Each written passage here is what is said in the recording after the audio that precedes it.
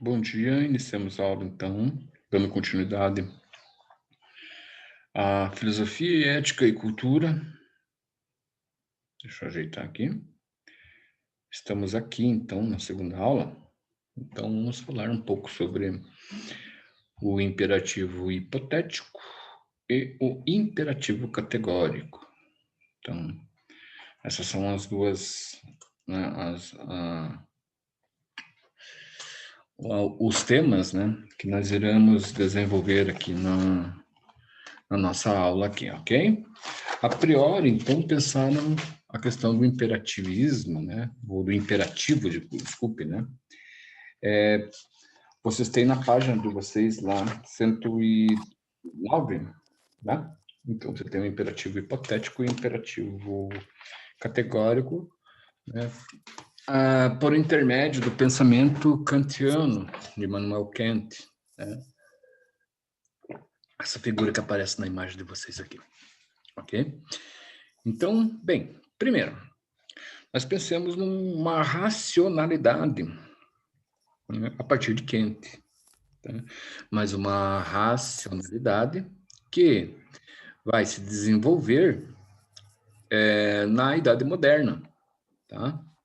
Esse pensamento racional, tá? Ele tem as suas premissas lá na antiga Grécia, né? Na antiguidade grega. Então, ali que vai se desenvolver o pensamento através da razão, não é verdade?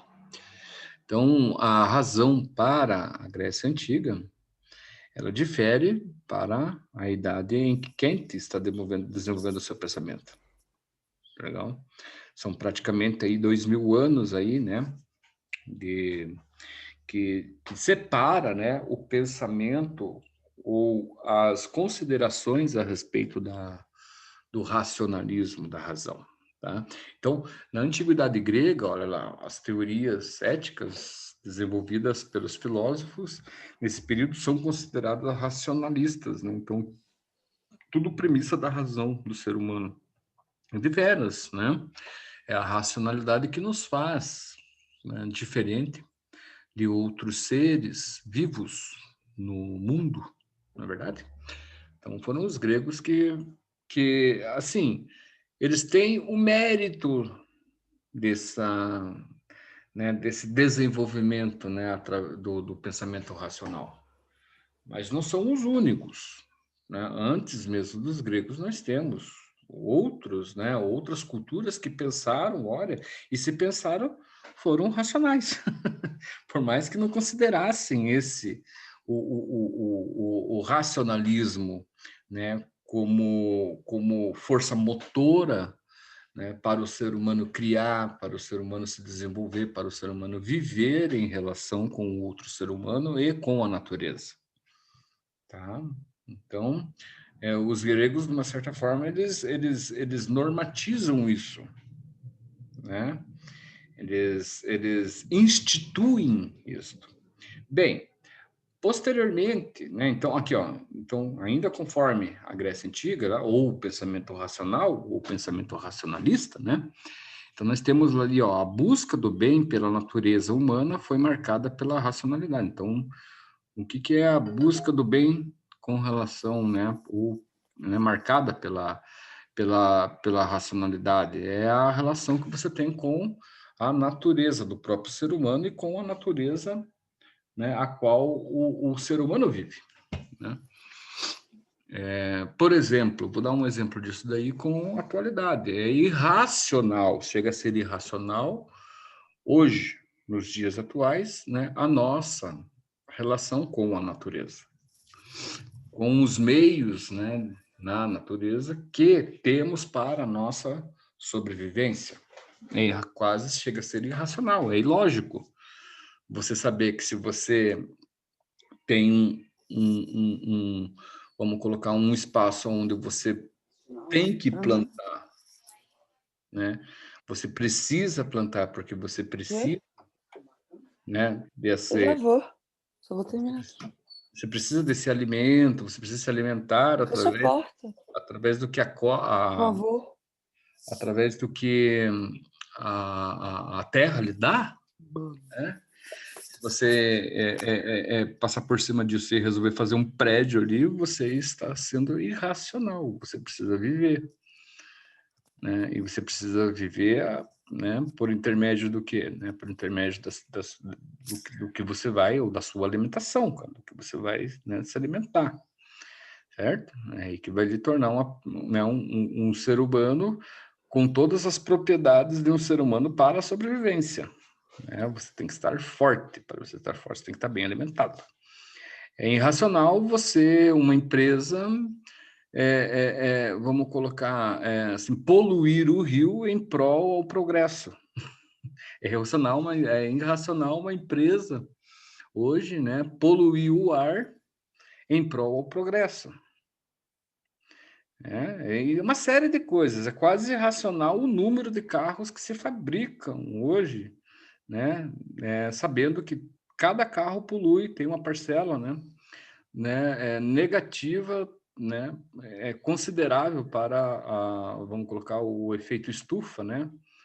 Então são coisas assim que hoje em dia, né, nós talvez não vivemos conforme o nosso ou a nossa relação, né, benéfica de natureza, ser humano, natureza. Tá? Então, aí está uma questão que hoje em dia nós temos que relativar as coisas. Deveríamos, isso é proposto, né? O sínodo, por exemplo, do Amazonas, né, foi promovida uma série de questões que, né, dizem respeito à questão do ser humano racional, né? O que se está fazendo lá e não para, né? E não para. Para quem vive mais próximo a essas regiões sabe melhor do que eu, mas eu que também conheço essas regiões, né? Então você tem um pouco você tem uma leve um leve compreendimento de como as coisas funcionam lá. Né? Sim, é irracional desmatar, mas é mais irracional ainda você deixar a sua família morrer de fome, né, cara? Então você, por exemplo, quando você viaja para Manaus e conhece aquela região ali, né, banhada pelos afluentes, pelos rios ali, né, ver toda aquela natureza ali e tal, né, você pensa assim, nossa, né, cara, será que é o que passa na televisão? É exatamente o que passa na televisão, porque o que nós vemos ali é para turista ver, né? Por detrás de tudo aquilo ali, ou no meio de tudo aquilo ali, existe, né, o poder, né, que é um poder burocrático e político, né, que interfere diretamente no meio ali. Tá legal? Mas vamos lá. Esse é o pensamento racional voltado com essa relação do bem, do homem com a natureza, né, a racionalidade, né, do bem viver para os gregos, né, para um mundo diferente do nosso. Né? Na Idade Média, por exemplo, essa é a questão do racionalismo, o pensamento racional, ele ganha uma influência da religião. Então, o pensamento racional vai ser baseado na religiosidade. Né? O pensamento racional vai estar ligado diretamente ao pensamento do cristianismo. Isso nós estamos falando, obviamente, que da Europa medieval, né? Da Europa em si. A pensar que a Idade Média, que estava ocorrendo na Europa, né, ela não influencia, por exemplo, aqui as Américas, porque até então não haviam sido colonizadas, tá? Então, o pensamento, na Idade Média, ele tem uma relação diretamente, né, com a espiritualidade, tá? Não vamos entrar nas questões, né, que envolvem a questão da espiritualidade, porque daí nós vamos ter aqui uma certa, né, vamos colocar assim, algumas contradições, né? Por exemplo, nada espiritual seria pensar nas cruzadas, que é uma guerra santa. Como pode ser uma guerra? Como pode ser santa se é uma guerra? Não tem, não cabe, né? Então, na Idade Média, nós temos daí para frente, né, o final dela, em 1453, nós temos a Idade Moderna, onde o pensamento moderno e as teorias são para ação ética, como o dever e a utilidade. Né? De um modo geral, o racionalismo foi predominando, a razão foi predominando aqui especificamente na formação de um Estado, que é o Estado moderno, né, relacionado a uma cultura absolutista, desculpa, uma cultura não, mas relacionado a um absolutismo monárquico, que faz com que as pessoas passem a entender que Estado provém, tá, de uma hierarquia, onde nessa hierarquia existe uma peça-chave, né, um representante, que é o rei. E dali toda uma reconstrução e uma readaptação de uma sociedade, né? Uma sociedade que na Idade Média não existia, né? Então, aí nós passamos a entender um pouco. Aí entra a questão do Kant, ó. Para Kant, o ser humano, né? Então, o que vai pensar do ser humano em em toda essa progressão de sua história? Tá? O ser humano é mau por natureza, mas com uma disposição primitiva para o bem. O que seria ser mau por natureza? O ser humano ele é mau por natureza devido à sua essência, né? A essência que se tem dentro do ser humano é a busca, né, desse ser humano pela sobrevivência, o que, de uma certa forma, muitas vezes acontece, né? Vamos colocar aqui, em submetendo o outro. Então, isso para Kant é um mal. Tá?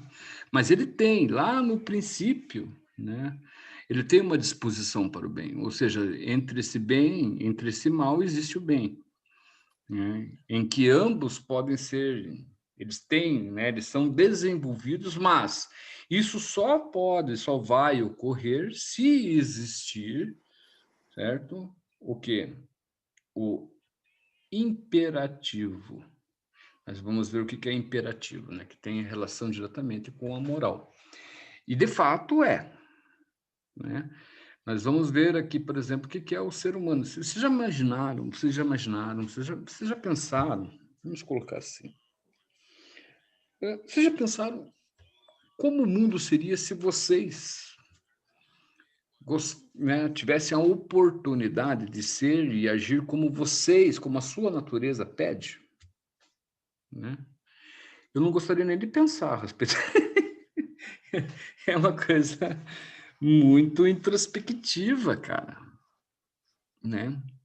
Com relação ao mundo. Então, você tem o mundo. Se você pudesse, vamos fazer as pessoas, se você pudesse sair hoje, né? Se pudesse falar, se alguém chegasse e falasse, ó, cara, você pode agir conforme você bem entenda.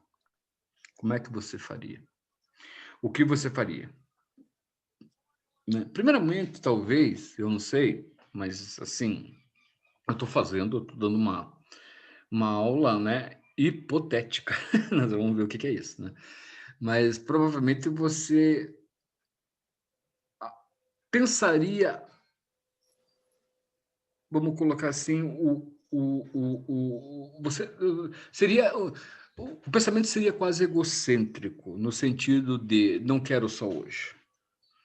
Né? O pensamento seria não só o agora, mas o amanhã, não no sentido, né, de que o amanhã, né, ele fosse, né, ou se fizesse, ou acontecesse, ou deixasse, ou melhor, acontecesse, né, de uma forma que todos estariam bem. Você ia pensar primeiramente em você, né?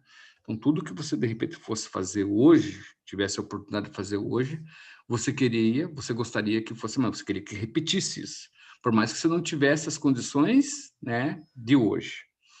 Você sempre, você pensar no presente, muitas vezes, é você se levar ao futuro, né, ao que eu quero, né, porque eu quero que o presente continue.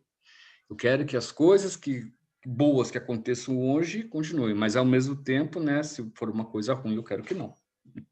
Né? Então, o que é isso? Isso é a natureza do ser humano.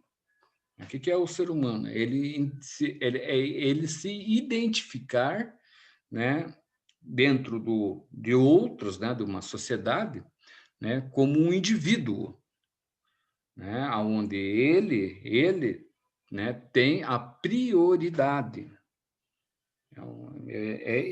O ser humano é isso, cara. Não tem como falar diferente, não tem como, é difícil. Mas todos são assim? Não, não são todos assim. Mas grande parte é. Né? Ele é um indivíduo que pensa por si mesmo.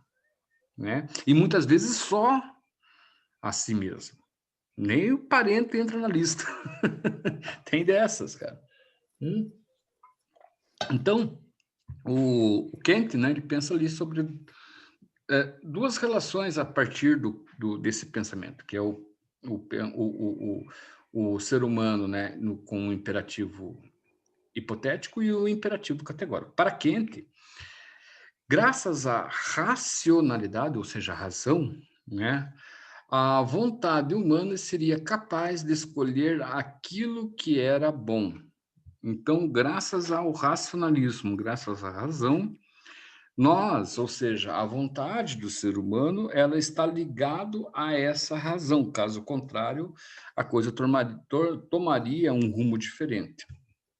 Né? O ser humano talvez seja, se nós colocarmos na cadeia alimentar, é o topo da cadeia alimentar, pode ser isso, né? Muita gente fala, né? Não sei se eu acredito nisso, depende de onde esse ser humano viva. Se ele viver no meio da selva, eu acredito que ele não seja o topo. Né? Ele faz parte da cadeia. Né? Ele tem a razão, né? Por isso que se chama, por isso que se considera o topo, porque ele pensa a partir, né, da sua sobrevivência. O animal, qualquer outro animal, ele pensa, né, a partir do quê? Né? Da sua essência.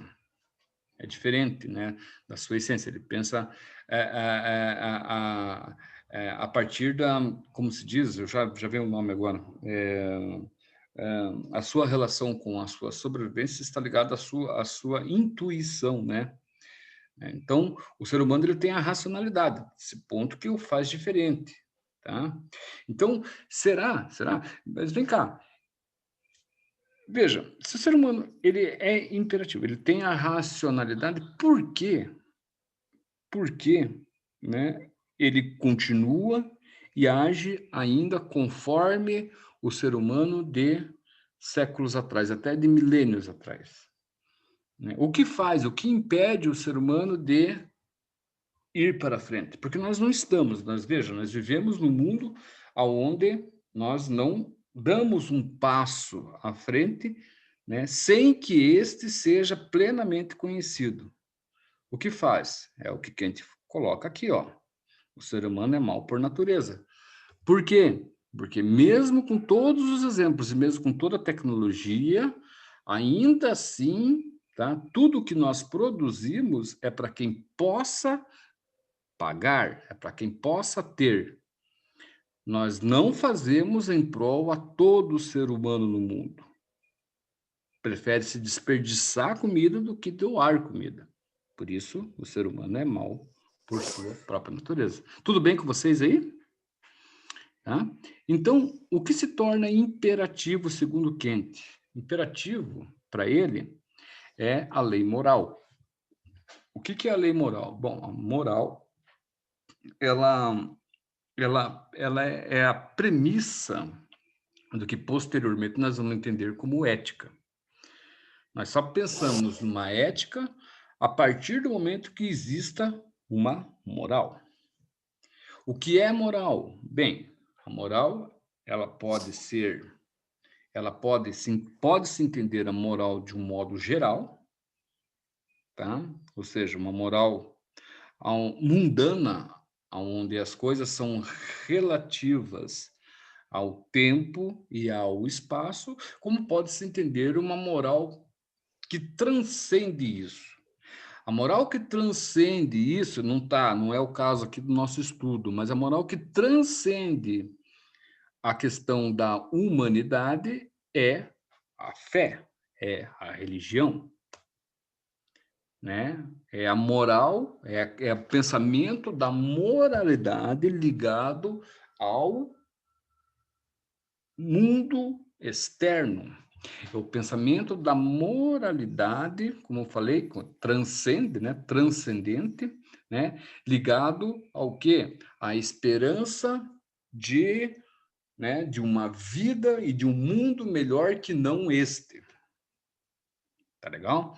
A moral com relação ao nosso tempo, ou à secularidade, ao nosso tempo, o que nós vivemos aqui, ela tem uma base que é regida por uma lei, né? Então, nós pensamos, por exemplo, lá uma figura lá que, né, que seja diferente, ou que a sua ação vá a fazer com que ela se distancie daquilo que nós entendemos como certo, como bom e como certo, né? Ela passa a ser denominada como uma pessoa sem moral, ou que quebra uma moral. Tá? Então, o imperativo para Kant é a tal da lei moral, é aquilo que nós seguimos de duas formas. Primeira, a categórica. Então, o que é a lei moral categórica? É agir conforme a razão, né? Atingir a todos, respeitar a própria lei e o bem comum. Essa é a lei que é estabelecida, né, entre a sociedade, né, que é a lei moral categórica, né? Então, a partir do momento que você vive no mundo, tá, você sabe, você passa a entender qual o significado da moral para com você e a sociedade. O que a moral representa entre você e a sociedade? Olha aqui, ó, bem comum. Tá? Então, não importa se você considere aquilo, não importa se você acha errado ou acha que não convém com, vamos colocar, com o mundo de hoje. O que importa é que essa moral ela está dentro de um padrão, tá, em que respeita a própria lei, que respeita a lei, tá, e que está para o bem comum, que é para o senso e bem comum. O imperativo hipotético, daí ele é introspectivo. O que é isso? É alcançar determinados fins. Uma ação é boa quando visa um propósito possível ou real. Isso é pessoal. Então, dentro do imperativo categórico, você pode ser e pode agir imperativamente, hipoteticamente, tá? Então, assim, você pretende, o que você precisa? Eu quero comprar um, um relógio, tá? Certo? O que você vai fazer? Você precisa trabalhar, tá, para comprar aquele relógio, você precisa juntar dinheiro para comprar aquele relógio. Tá? Trabalhar quantas horas? Bem, segundo o pensamento categórico, você tem um tempo para trabalhar, né? Você tem 8 horas para trabalhar. Se eu quero esse relógio, se em 8 horas eu vou demorar 3 meses, né, para juntar dinheiro para encontrar um determinado relógio, hipoteticamente, se eu trabalhar em vez de 8, 10, eu consigo isso em menos tempo. Então, você, aqui, ó, alcança determinados fins dentro de uma situação. Não é categórico, tá? Ou seja, não é uma moral categórica. Não vem especificamente de uma lei que você precisa ter aquilo, mas você quer ter aquilo. Então, você tem o direito, claro, dentro do imperativo categórico, você tem o direito, tá, de achar, através de meios e fins, né, soluções para as coisas. Né? É muito louco isso daí. Né? A gente vai pensando isso com o tempo que nós vamos nos adaptando aos meios. Tá? Nas próximas aulas, que é a próxima semana aqui, nós temos um assunto que vai deixar um pouco mais claro isso, que é falar sobre a ética das emoções e do desejo. Ele vai complementar um pouco isso daqui. Tudo bem? Eu acho que por hora é isso. Até amanhã. Amanhã nós continuamos a nossa aula aqui, ok? Obrigado.